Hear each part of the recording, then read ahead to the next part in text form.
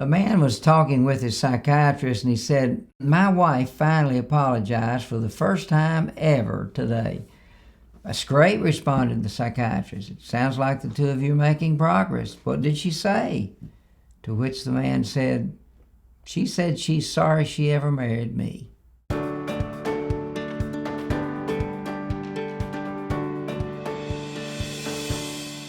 As I grow older, I've observed that there are two words that are often underutilized or even completely missing from most people's vocabulary. In fact, I believe if we used these two words more often, we could avoid many of the disagreements, the divisions, the broken relationships we see in so much of our culture today. And these two words are, I'm sorry. There is not a person alive today that is perfect.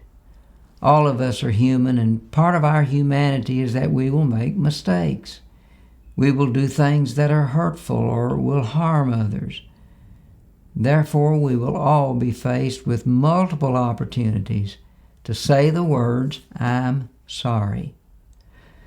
So why is saying I'm sorry so hard? Probably the primary reason is our pride.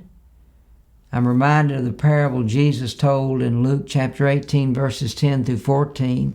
Two men went up to the temple to pray, one a Pharisee, the other a tax collector. The Pharisee stood by himself and prayed, "God, I thank you that I am not like other people, robbers, evildoers, adulterers, or even like this tax collector. I fast twice a week. I give a tenth of all I get." But the tax collector stood at the distance, and he would not even look up to heaven, but rather beat his breast and said, "God, have mercy on me, a sinner." I tell you that this man, rather than the other, went home justified before God. For all of those who exalt themselves will be humbled, and those who humble themselves will be exalted. Jesus points out that the pride of the Pharisee made it impossible for him to humble himself and see how he may be wrong. It's important to differentiate now between a sincere apology and a subtle attempt to exonerate oneself. For example, saying I'm sorry that you took offense at what I did is not an apology. It is shifting the blame from oneself to the other person for taking the offense.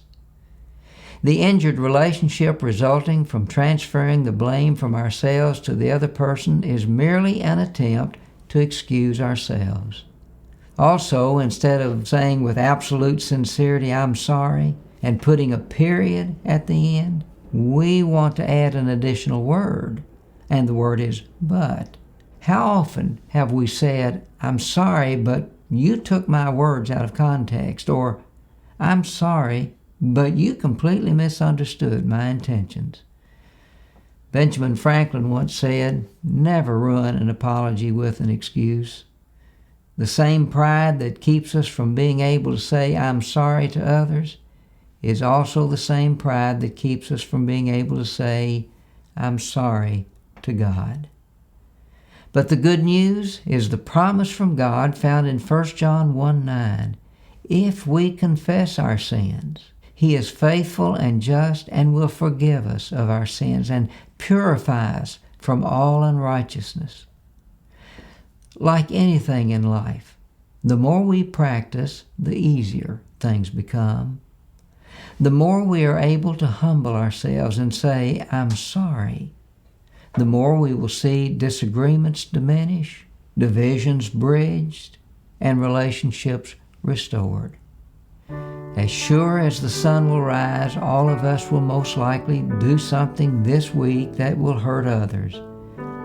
And when faced with this reality, instead of adding buts and rationalizations, will we be able to sincerely say, I'm sorry, period? That's something to consider.